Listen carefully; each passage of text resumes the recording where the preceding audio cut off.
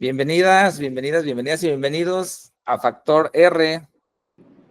El día de hoy, miércoles 9 de julio, ya estamos en julio, ya estamos en la temporada de lluvias, en la temporada que el calorcito del verano está llegando.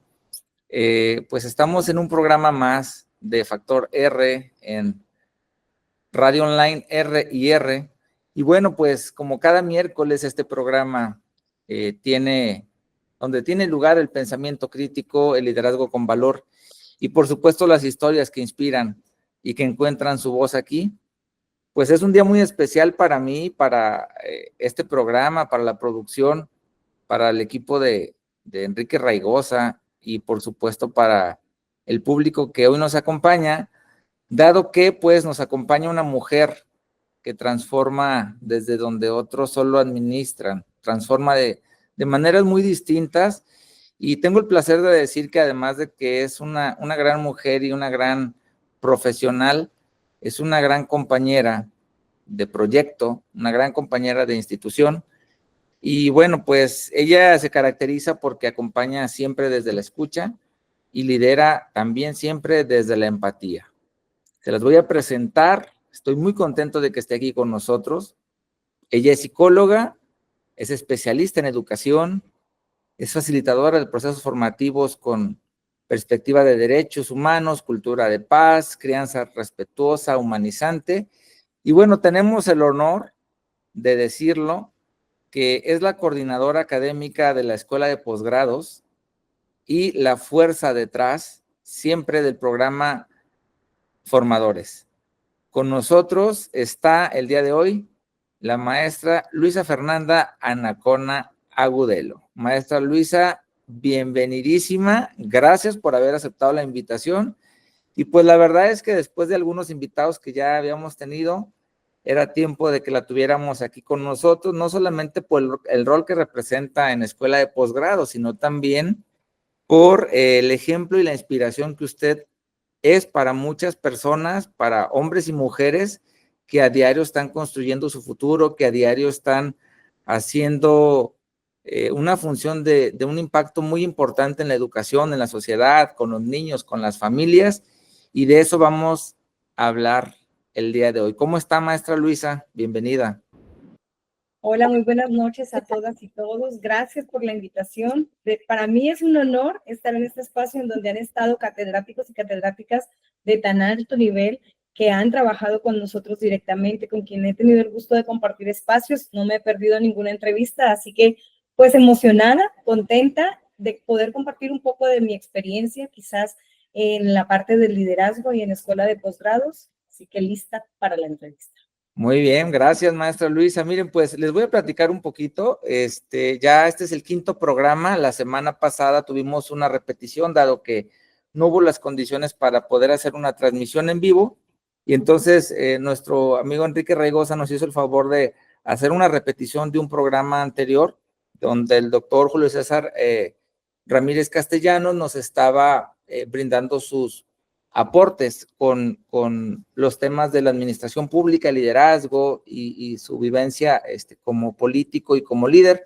Luego, anteriormente, tuvimos también de invitada a la doctora Cira Pelecais, una venezolana de un alto perfil académico, investigadora en Estados Unidos y fundadora de algunas áreas directivas de investigación en la Florida Global University, universidad asociada de escuela de posgrados en Estados Unidos. Y luego, más atrás, estuvo en el segundo programa el doctor Rodrigo Castillo, ex titular nacional de PRODEP, quien, bueno, pues también nos hablaba de sus perspectivas de los liderazgos, cómo él los concibe. Y bueno, recordarán, también tuvimos el arranque de este programa, el honor con el doctor Julio César Pérez Cortés, quien nos acompañaba desde su experiencia, y fue él como el padrino de este programa en el primero de los programas con invitado, quien nos habló pues desde su experiencia como directivo escolar.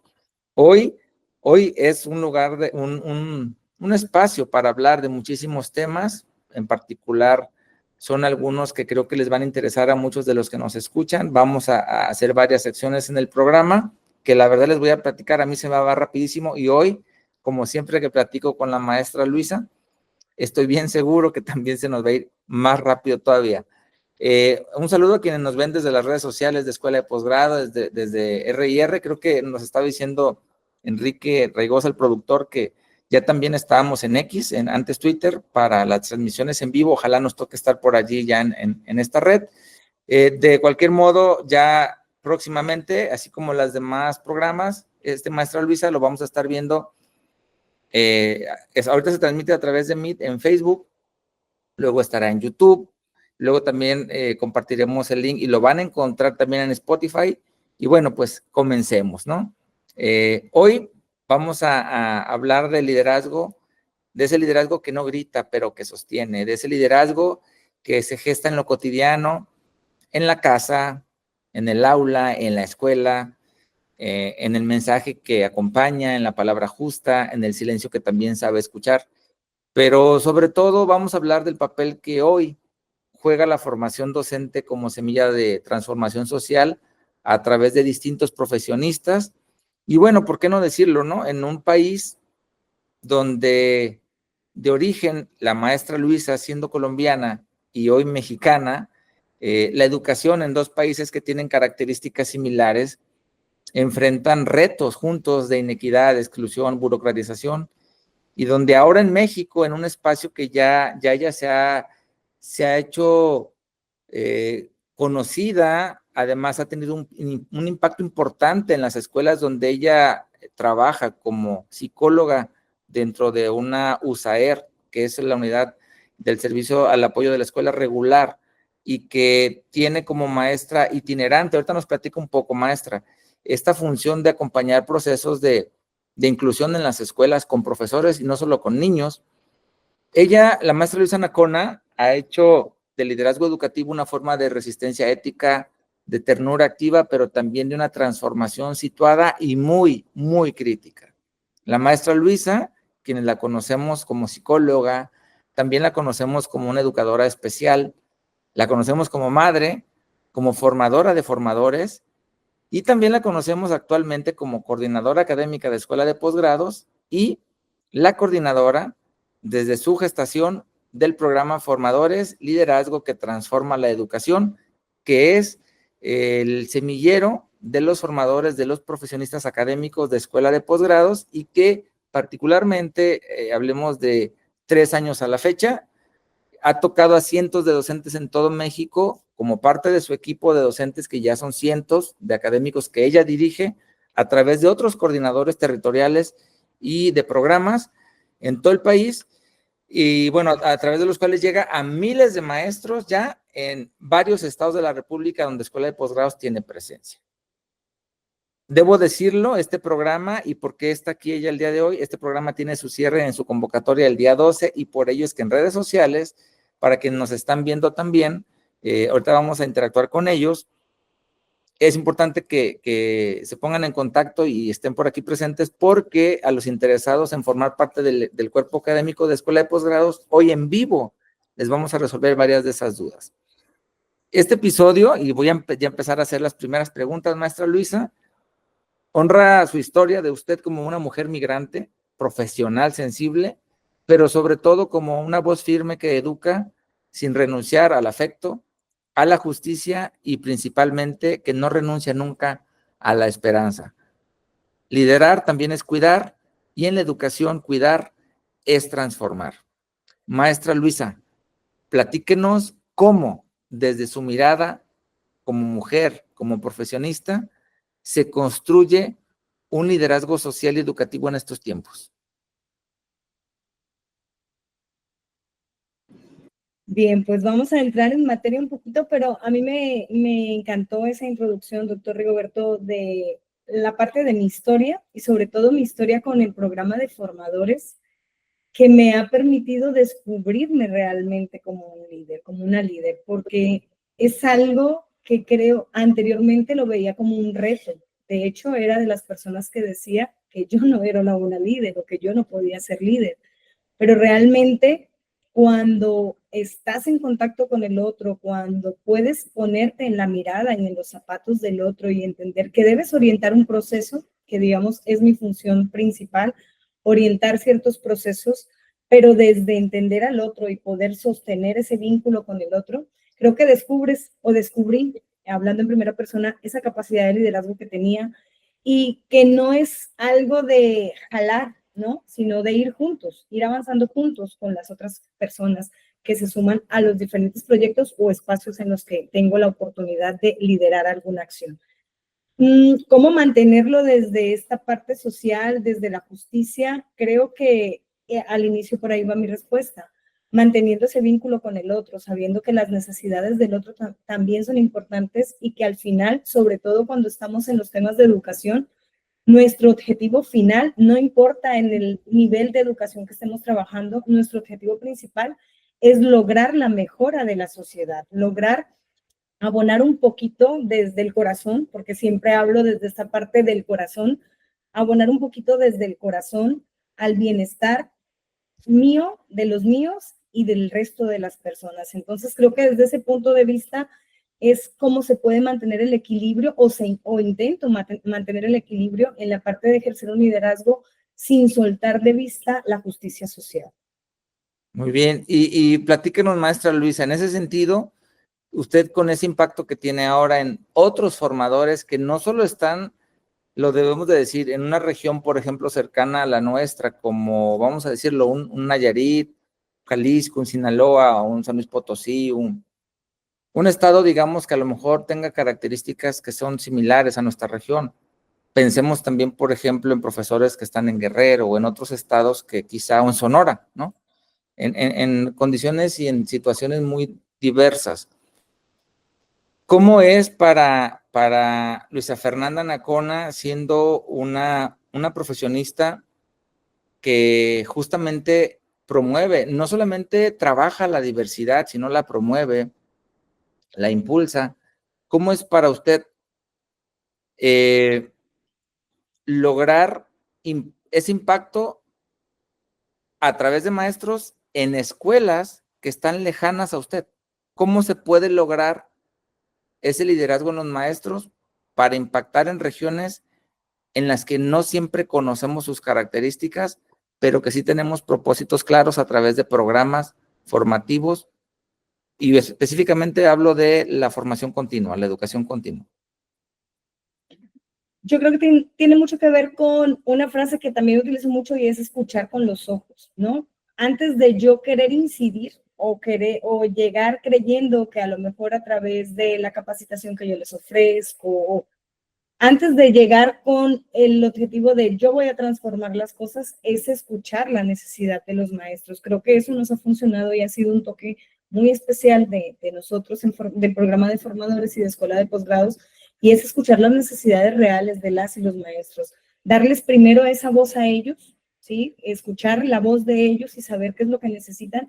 Y creo que las necesidades, aunque pudieran llegar a coincidir en algunos puntos, porque estamos hablando de México, y usted lo mencionaba bien ahorita, doctor Rigo, también de países de Latinoamérica, entre esos mi amado país Colombia, pudiéramos tener, pero siempre hay cosas que son como propias, ¿no? Del docente claro, que está ahí frente al aula, frente a los niños, a las niñas trabajando, y unas necesidades que con esa misma visión, con ese mismo objetivo de transformar la sociedad y mejorarla, son propias de cada docente. Entonces creo que algo que a mí me ha funcionado mucho es escuchar, es escucharlos ahora sí que con los ojos y con los oídos bien abiertos, para poder empatizar y poder saber qué de esto con lo que yo cuento, o de las personas con las que estamos alrededor, o de las propuestas que podemos hacer, realmente va a funcionar para esa transformación.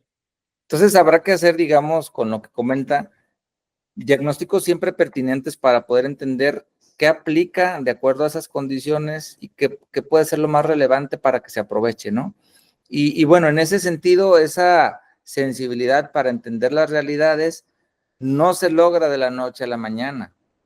Tiene que haber, además de sensibilidad, tiene que haber un trabajo intenso de colaboración en red con otros profesionistas, con un equipo fuerte de alta dirección, hablando pues, por ejemplo, del maestro Cristian Delgado, del licenciado Juan Roberto, del equipo académico que la rodea, de la maestra Alondra Pacheco, del doctor Julio, del doctor Constantino, en fin, del equipazo que tenemos nosotros aquí para sacar adelante todas las iniciativas.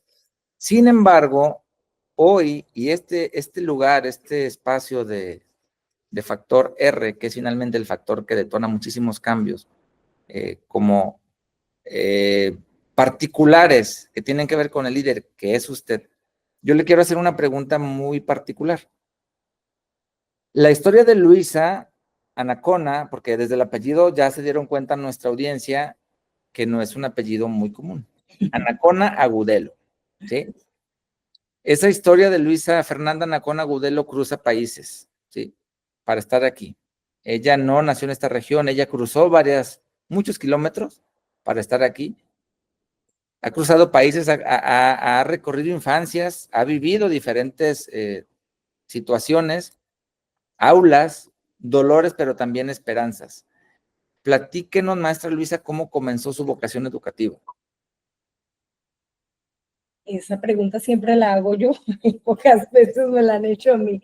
Pero bueno, creo que la vocación es algo que viene con nosotros.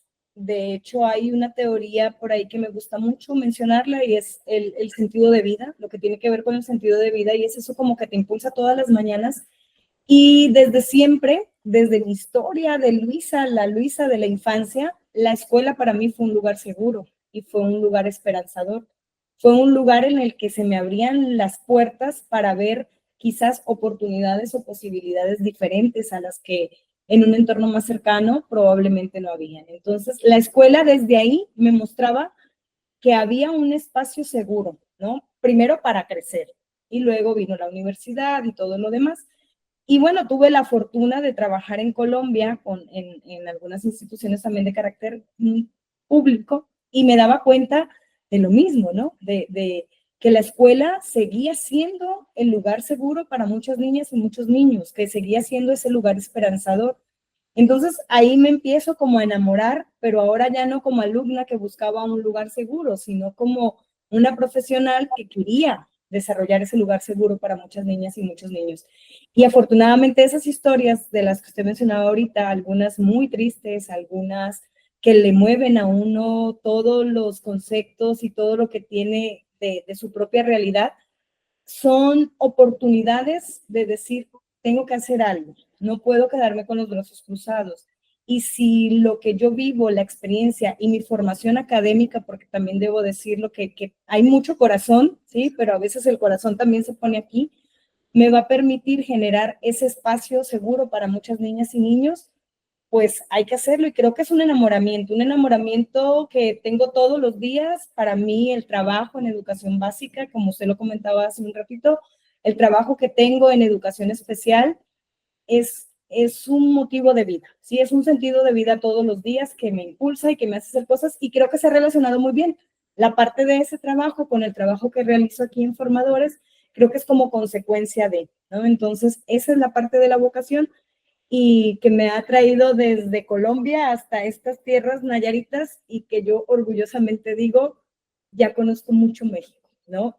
Porque he ido físicamente, Escuela de Posgrados me ha dado la oportunidad de ir físicamente a muchos estados de la República Mexicana, pero además porque he conocido de viva voz las historias de muchos estados de la República, de los niños y las niñas que están en las escuelas de educación básica. Le voy a preguntar algo que quizá le haga remover algunos recuerdos. Va a tener que sacar su esferita como en intensamente. Le voy a pedir que traiga una esferita de esas, como la película que me recomendó y que vi. Usted hace tiempo estuvo en un estado X vamos a decirlo así para no decir en particular el lugar. Y a usted varias historias le recordaron que esto de la educación, las crisis, la vulnerabilidad, vaya, la marginación y la falta del desarrollo no solamente económico o educativo, sino social y familiar está presente en muchas partes de nuestro país y que esto no es ajeno a Latinoamérica, es un tema muy común, ¿sí? Es como un sello casi de Latinoamérica, de muchas regiones.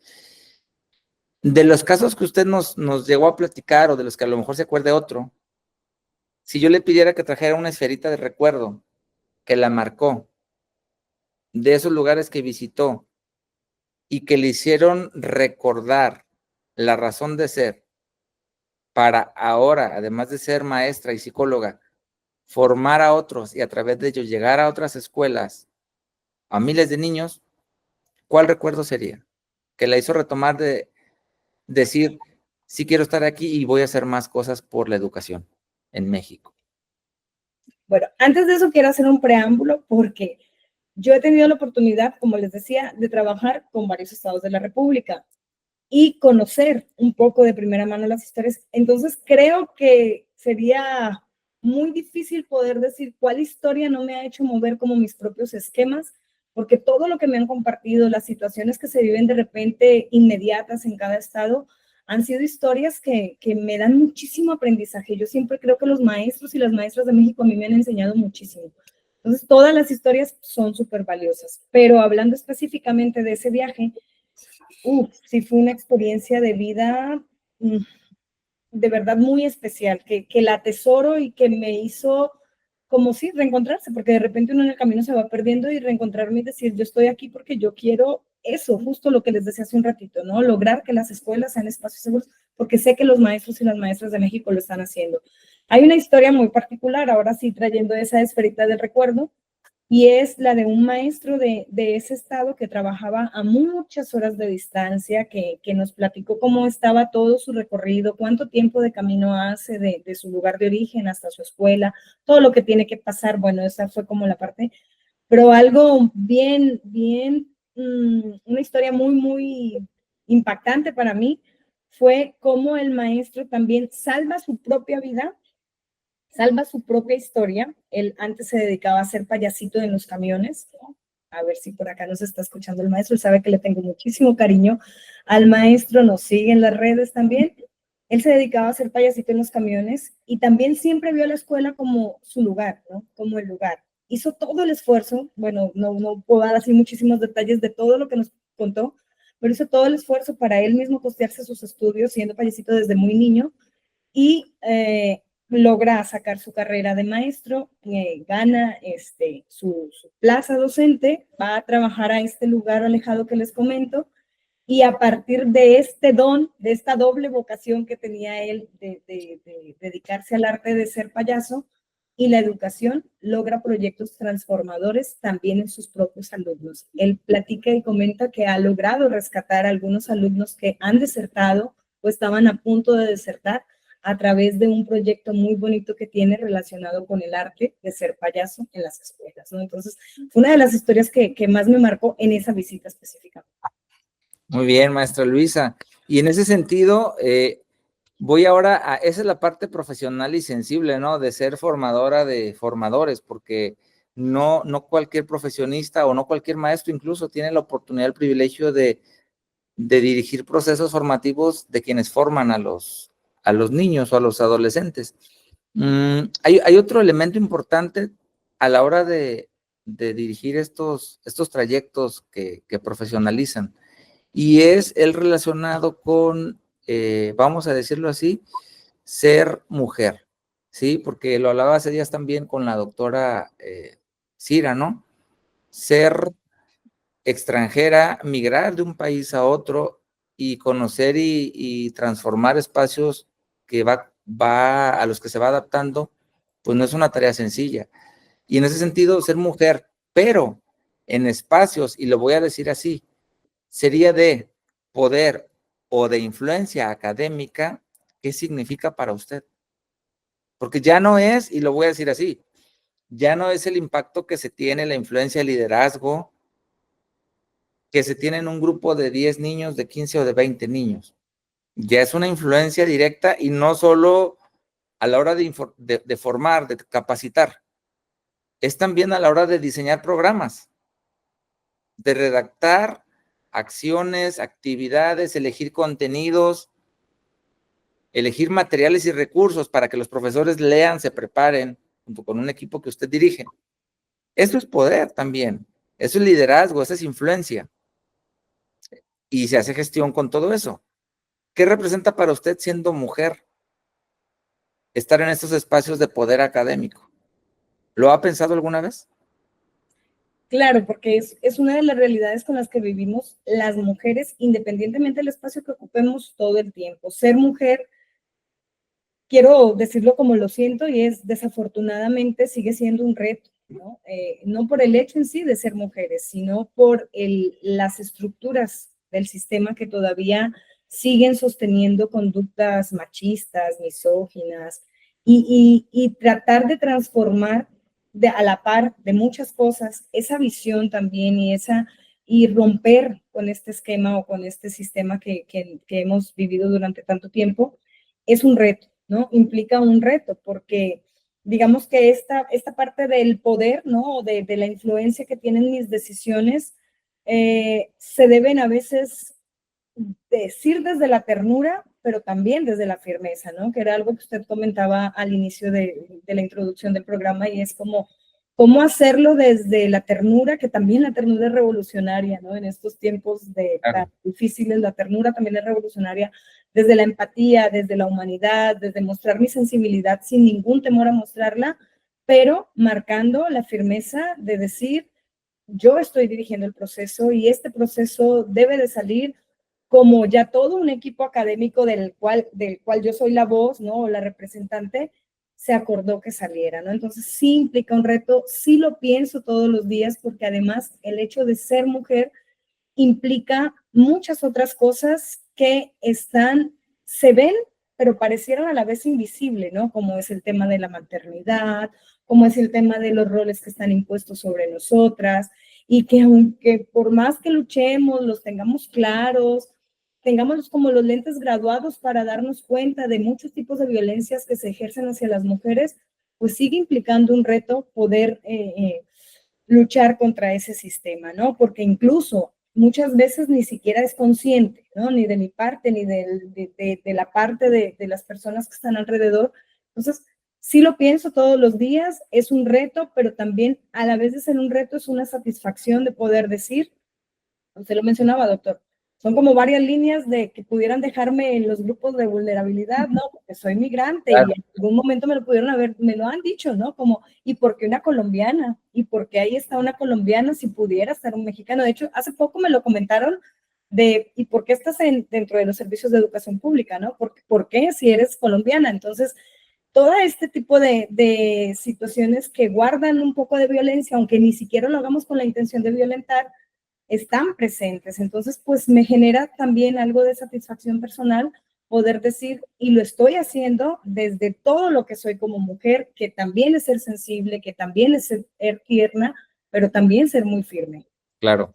Y yéndonos más allá, porque esta parte también me parece importante destacarla, es una lucha constante, ya lo hablábamos al principio, ¿no? En diferentes espacios, con diferentes personas, que incluso a veces te sorprende tener que dar explicación, dar aclaración de por qué sí se puede y por qué sí se puede lograr, ¿no? Yo lo hablaba con la doctora Cira hace días, que fue la primera mujer que estuvo en este programa, y ella me hablaba, pues, por ejemplo, en contextos como Estados Unidos, ¿no? Donde ella como latina se ha tenido que ir abriendo camino, pero ese tema del rechazo y la discriminación y el juicio, el prejuicio, no es ajeno a ninguna región del mundo, ¿no? El ser humano por naturaleza tiende a prejuzgar lo que no conoce o lo que no entiende, ¿no? Y entonces es un asunto muy, muy inherente al humano. Yo ahí le voy a agregar algo más, y que es otro tema que yo le dije que le iba sin darle guión ni nada, porque nos quedamos que iban a hacer preguntas, pues que nos interesaba que se conocieran de usted, de lo que hace, de quién es, porque incluso estoy viendo comentarios ahorita en redes sociales de su equipo académico que la sigue, algunos alumnos y formadores que están aquí desde Chihuahua, incluso, ya sabe quiénes nos hablan desde Chihuahua. Le voy a hacer una pregunta más porque lo de la maternidad, ¿sí? Yo le voy a preguntar algo más. ¿Cómo Luisa, la maestra, la psicóloga, la directiva, la madre, porque ella tiene un liderazgo profesional que equilibra con la maternidad, cómo le hace con ese compromiso personal con la crianza en un mundo tan exigente? Yo sé que es un tema que ya hemos abordado, pero es un tema que varias mujeres que la están viendo ahorita, de las que le voy a mencionar, puedo mencionarle algunas, ¿por qué no? la maestra Adriana, está aquí en vivo, Ay, aquí el maestro Cristian, está, le decía, la maestra Claudia de Luna, está la maestra Judith Torres, están algunos de nuestros amigos de la sección 20 del sindicato, que también les envío un cordial saludo. Hay mucha gente que nos está viendo, a quienes apreciamos que nos escuchen. ¿Cómo le hace? primero, saludos a todos los que nos están viendo, sobre todo al equipo académico que siempre, siempre está ahí para respaldarnos, ¿verdad? ¿Cómo le hago? Creo que ese es el reto más grande. Ese es para mí como no quisiera llamarlo lucha, porque no siento que estoy luchando, pero sí es como una tarea diaria a la que me enfrento de cómo poder equilibrar todos mis roles, ¿no? Entre esos el rol de la maternidad, que para mí es la tarea que vine a ejercer más importante de todas las tareas. Y entonces es abrirles un poquito la puerta a mis hijos a lo que hago, que ellos sepan en dónde estoy. Soy mamá de una adolescente de 16 y de una niña de 8 años, y han tenido que conocer a la mamá también que trabaja, ¿no? Y que trabaja mucho, pero que cuando está, lo disfruta con ellos, está con ellos, está para ellos, pero también se está desenvolviendo como una profesional y eso la hace feliz. Y entonces, algo que me ayuda a equilibrar un poco esta tarea tan difícil para mí es saber que si mis hijos ven una mamá feliz, ellos entonces van a aprender a construir su propio camino de felicidad. No van a ser felices por mí, sino que van a aprender a construir su propio camino de felicidad. Pero sí, para mí es la tarea más difícil de equilibrar, porque la maternidad, como muchos otros aspectos de la vida, es inesperada, ¿no? Hay situaciones que pasan de repente, que pasan de pronto, y entonces hay que responder con esa misma asertividad, o más bien, cuando doy una respuesta académica dentro del programa, con los formadores, con los coordinadores, yo ya tengo como una ruta, y la maternidad es todo lo contrario, no hay ruta para ella, ¿no? Es todos los días es un nuevo reto, entonces es saber equilibrarlo, pero también me gustaría este mensaje para las maestras, sobre todo que nos ven, y es la carga impuesta sobre las madres siempre va a ser muy pesada, ¿no? Entonces es como no tratar de cumplir el estándar que se nos ha impuesto, sino que es tratar de ser lo suficientemente buenas madres, lo suficientemente buenas madres para nuestros hijos, y no para cumplir el estándar. Esa es mi manera en la que he tratado de equilibrar la maternidad. Y en ese sentido, habla de equilibrio, ¿no? Porque fue la pregunta. Sí, es complicado, pero ¿le ha enseñado en ese contexto de liderazgo, le ha enseñado algo la maternidad sobre el liderazgo o definitivamente no tiene nada que ver? No, por supuesto que sí. Claro. Platícame qué. Creo que la maternidad nos enseña mucho de liderazgo a las madres, ¿no? Justamente por eso, porque es aprender a leer la necesidad del otro, ¿no? Y era algo de lo que yo partía al principio, es como ver, escucharte con los ojos, ver qué es lo que necesitas para poderte dar una respuesta también firme, de lo que hablaba ahorita, pero desde la ternura, desde la empatía, desde saber que te entiendo, te respeto como el ser humano que eres, a mi hija o a mi hijo, pero que yo tengo que cuidar ese proyecto, porque también, aunque a lo mejor suena muy frívolo decirlo de esa manera, pero la crianza también es un proyecto, ¿no? Es un proyecto que tiene objetivos, en el que queremos lograr metas con nuestros hijos, siempre estamos pensando como hacia el futuro, y creo que en el liderazgo eso va muy de la mano, pensar también en lo que estamos haciendo ahorita para impactar más adelante, y ahí es donde se agarra perfectamente de la mano con la maternidad, porque cada acción que yo siembro hoy con mis hijos va a tener un impacto en el futuro. Claro que sí, y yo voy a aprovechar para enviar un saludo, maestra Luisa, con esto que usted comenta. Son en su mayoría mujeres las que nos están viendo. En particular voy a saludar a la maestra María Elena Olvera Barba, que nos está saludando. Ella, tuve la suerte que fuera mi maestra en la secundaria. La he visto que incluso estuvo como participando aquí en Sistema BLE y en Escuela de Posgrado durante un tiempo. Saludos, maestra Nena. Si quieren comentar algo, por favor háganlo. Pongan su mensajito aquí en los comentarios en Facebook con toda la confianza. Nos da gusto saber que están escuchando a la maestra Luisa y su historia de vida, su historia como profesional. Y también lo voy a decir, pocas veces mando saludos a familiares porque no es precisamente un espacio solo para eso, pero hay una tía que está por aquí y me da gusto saber que mi tía Águeda Ledesma está aquí viendo este programa. Espero que les guste, que les sirva, que les nutra y que conozcan mujeres como ustedes de un alto valor, que donde están, en lo que hacen su esfuerzo día con día y no precisamente estando en una escuela o estando dirigiendo un proceso educativo, sino que con todas las tareas de ser mujer, liderando proyectos desde sostener una familia, sostener una casa de pie, ese liderazgo está ahí de manifiesto, ¿no, maestra Luisa? ¿Quiere Así es. comentar algo al respecto? Sí, justo esta frase final, y es: no importa en el espacio que estemos, las mujeres siempre estamos transformamos desde la crianza, desde el cuidado, desde la ternura, desde la valentía, desde la resiliencia. Entonces, creo, es un tema que me apasiona, el doctor Rigoberto lo sabe, ojalá haya el espacio en algún momento de hablar sobre esa mirada tan grande que debe de tenerse hacia la mujer y hacia el rol que desempeñamos en la sociedad desde una manera resignificada al que se nos había impuesto.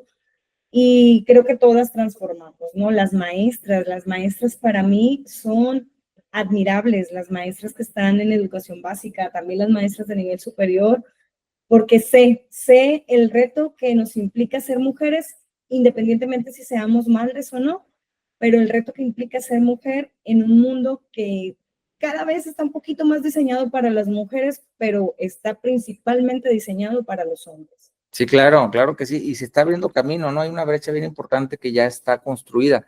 En la mañana, les comparto, yo estaba en una mesa con varios colegas de un equipo de supervisores escolares de educación básica, y en esa mesa se platicaba un poquito sobre la paridad de género. En ese sentido, podemos decir, y es una pregunta, podríamos decir que es necesario que más mujeres lideren procesos educativos desde la ética y no solo desde la parte técnica, maestra Luisa.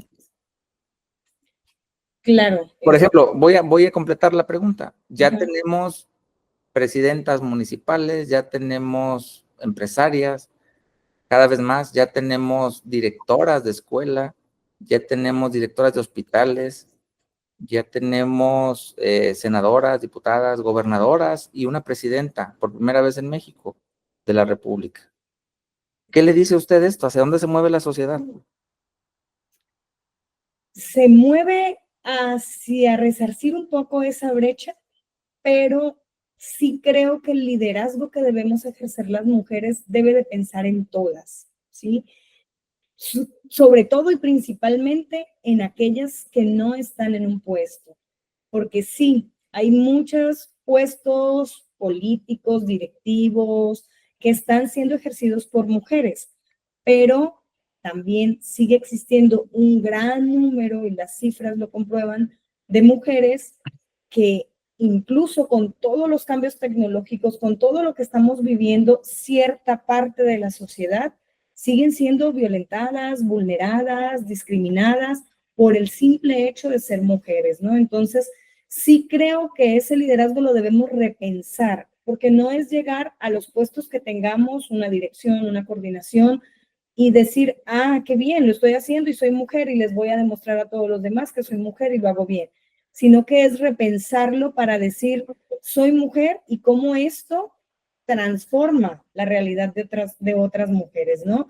Y cómo de verdad desde este liderazgo yo puedo cambiar la realidad de muchas mujeres y que no se quede nada más en el discurso, sino que nuestras acciones vayan hacia eso, ¿no? Yo por ejemplo, lo puedo aterrizar en un ejemplo concreto dentro de mi práctica, y es que toda esta parte de la revisión de los contenidos, siempre intento que sean apegados a la ley, sobre todo de la protección de niñas, niños y adolescentes, que son un grupo que me parece que todavía sigue estando en riesgo de vulnerabilidad. Entonces es como ser congruentes con lo que realmente somos como mujeres, y para eso debemos interpretarnos con todo lo que somos como una mujer, porque se da situaciones que llegamos a esos puestos de poder, y se da mucho, sin entrar a lo mejor en muchos detalles, pero llegamos a esos puestos o llegan las mujeres a algunos puestos de poder o de liderazgo, pero lo asumen o lo ejercen desde la postura del hombre, ¿no? Desde la visión del hombre. Y entonces ahí sigue existiendo la brecha. Va a ser muy difícil poder resarcir esa brecha de género. No se trata, pensándolo como usted lo dice, a ver si lo entendí bien, no se trata de llegar al poder por tener el poder en las manos, para tratar de repetir conductas machistas o misóginas, se trataría entonces de ejercer nuevos estilos de liderazgo con esa, no solamente sutileza o ternura que caracteriza a la mujer, sino con esa empatía y esa conciencia que requiere un puesto de poder, más que otra cosa, ¿verdad? Le voy a poner un ejemplo, ¿no? Hace poquito, y sin entrar en detalles de partidos, por supuesto, porque no es el espacio ni el tema, se hablaba de que en la Cámara de Diputados había ocurrido algo donde justamente en la acusación a X político sobre violación, las primeras que salieron en la defensa fueron las mujeres de su partido. ¿Por qué? Por mandato de otra persona con más poder que no era una mujer, que era un hombre, ¿no?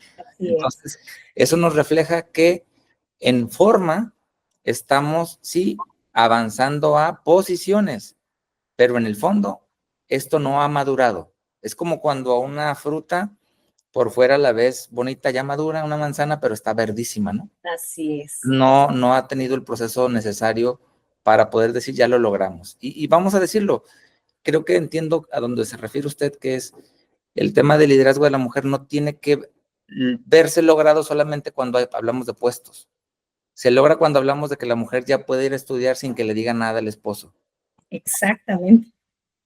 Por ejemplo, hace poquito, no sé si lo comentamos, está la maestra Adriana por aquí, Adriana Esquivel, un saludo a nuestra coordinadora tan querida.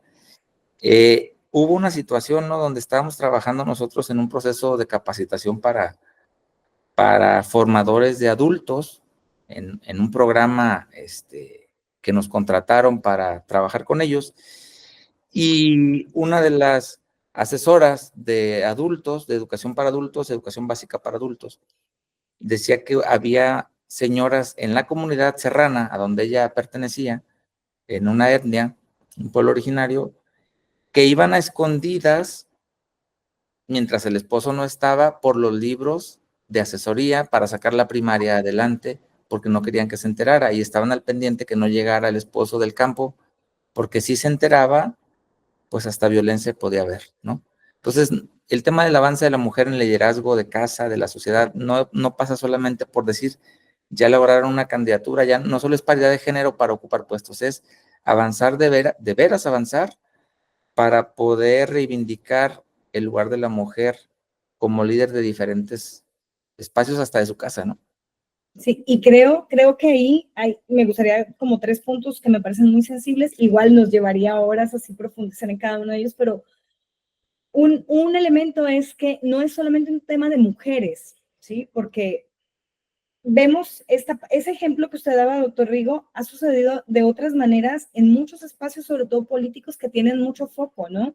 Estamos hablando de espacios, pero sigue sucediendo incluso en lugares con menos foco, incluso en los centros educativos, incluso en espacios más pequeños, porque no es un tema solo de la mujer, o sea, no podemos entonces migrarlo a que toda la responsabilidad se va a convertir ahora de la mujer de transformar y de resarcir esta brecha, sino que es un tema de todas y todos, ¿no?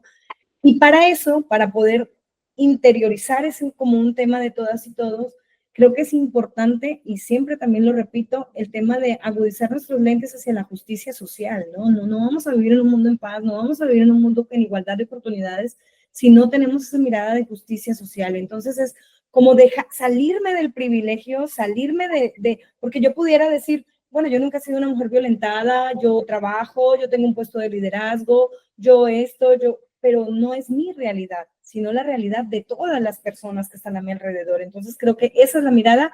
Y el tercer elemento que me parece muy importante es la congruencia, ¿sí? Claro. Porque muchas veces llegan algunas mujeres, lo voy a hablar de la otra, de la mirada de la otra, diciendo, es que llegamos todas, es que ahora soy una mujer la que está en este puesto, pero ¿de qué sirve si la congruencia de tus actos sigue respaldando un sistema que violenta a las mujeres y que lastima a las mujeres y que desprotege a las mujeres, ¿no? Claro.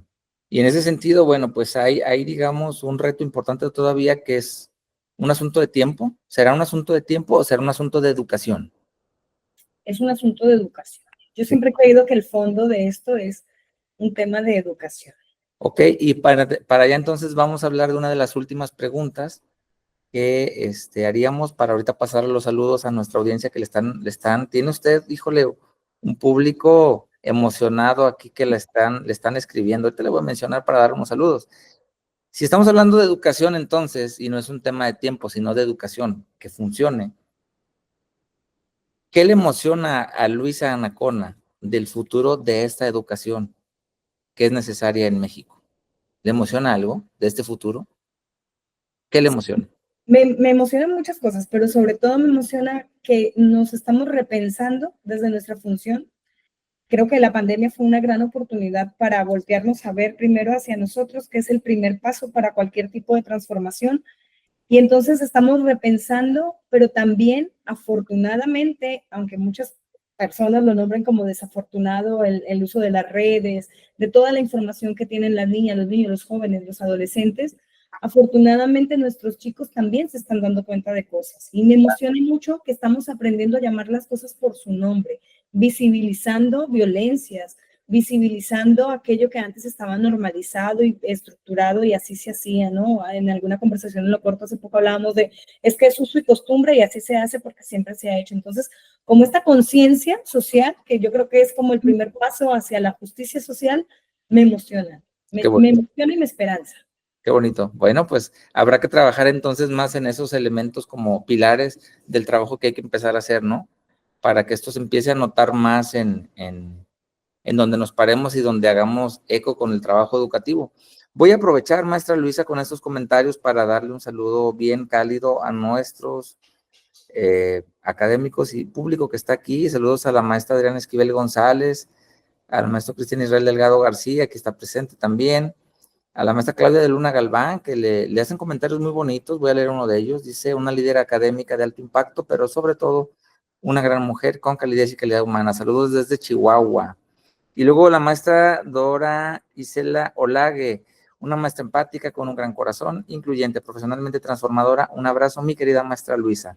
También un saludo de la doctora Berta Villa desde Compostela. Muchas felicidades, maestra Luisa Anacona. Y del doctor Juan Estrada Aguirre, saludos a nuestra estimada maestra Luisa. Maestra, es bien querida por la gente que nos escucha. Voy a pedirles si le quieren preguntar algo a la maestra Luisa, aprovechando que puedan interactuar aquí y que por supuesto también puedan descargar la aplicación de Radio R&R para que la tengan en su dispositivo, tablet, iPad, celular, el que quieran manejar, porque también desde ahí se puede hacer una interacción padrísima en su casa cuando vean los programas. Maestra Luisa, ya casi para cerrar, viene una pregunta también muy, muy importante, estamos a unos minutitos ya. ¿Cuál sería, esta es la penúltima, cuál sería el punto de inflexión o un punto de quiebre que usted ha tenido como líder en la vida que ha tenido, no solamente como mujer, madre, académica, maestra? ¿Qué la ha marcado a usted para ser quien es hoy en día y ser considerada por muchos como una líder? ¿Qué la ha marcado a usted? Un punto que la haya marcado en su vida. Un punto de quiebre y que vuelve y se presenta en reiteradas ocasiones, por ejemplo, cuando leo a nuestros académicos, es darme cuenta que a veces necesito la mirada del otro para poder entender todo lo que puedo lograr, ¿sí? Como ese empujoncito que el otro me diga, es que sí puede, ¿no? Y muchos de los retos a los que me han enfrentado ha sido como, ahí va, ¿no? Vamos. Y eso de repente sí me mueve un poco, me hace repensar muchas cosas, de decir, no puede ser, y es algo que quiero trabajar cada vez más a través de mi propio liderazgo, y es que los demás puedan ver en mí más cosas de las que yo misma puedo valorar y ver en mí, ¿no? Entonces creo que ese es un trabajo constante y es un punto de quiebre que siempre me hace tomar decisiones para mejorar y para avanzar. Muy bien, un punto importante que finalmente no deja de ver hacia adentro, ¿verdad? De sus poderes y sus alcances que tiene como persona de poder lograr lo que a veces uno mismo tiene la duda de si se puede o no se puede, ¿verdad? Maestra Luisa, y en ese sentido, bueno, estamos hablando también de posibilidades que usted está logrando ofrecer a otros a través del programa que actualmente dirige, que se llama Formadores, Liderazgo que Transforma la Educación.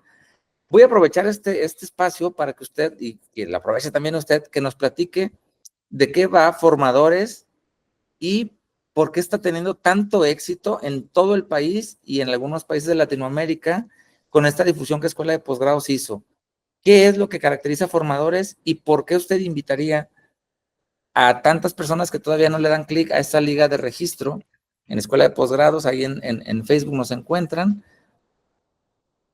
¿De qué va Formadores? ¿Y por qué vale la pena estar en Formadores? Cierra el 12 de julio la convocatoria, entonces aprovecho porque estamos a 3 días de cerrarla. Vale la pena porque es una experiencia, es que vale la pena por muchas cosas. Pero ¿Y qué es? Primero que nada, porque hay gente que todavía no ha entendido qué es Formadores. Formadores es un programa que tiene Escuela de Posgrados en el que trabajamos de la mano con otros profesionales que colaboran en Escuela de Posgrados para formar a los formadores que van a colaborar con nosotros en diferentes situaciones académicas de Escuela de Posgrados. Entonces, Formadores tiene como objetivo lograr regular esa visión del maestro, de la maestra, para que pueda transformar desde su propia práctica y desde su propio discurso la visión de otros maestros y maestras de educación básica en México, ¿no? Entonces, es una oportunidad increíble porque es un curso, voy a tratar de ser muy clara porque luego me hacen muchas preguntas a través del WhatsApp, y es un curso que Escuela de Posgrados brinda para capacitar sobre temas de andragogía, temas de humanismo, de habilidades blandas, de todo este tipo de trabajo que es tan necesario para poder trabajar con adultos, y lo hacemos a través de un curso intensivo, y a partir de ahí, a partir de todo un colegiado que se hace y un trabajo que se hace en la revisión de este programa, logramos sacar a los mejores formadores y formadoras de México para trabajar en Escuela de Posgrados. Entonces, porque sí, porque es una grandiosa oportunidad de entrar a ese mundo de la formación continua, de conocer las realidades de todo México y de transformar la realidad de nuestro país.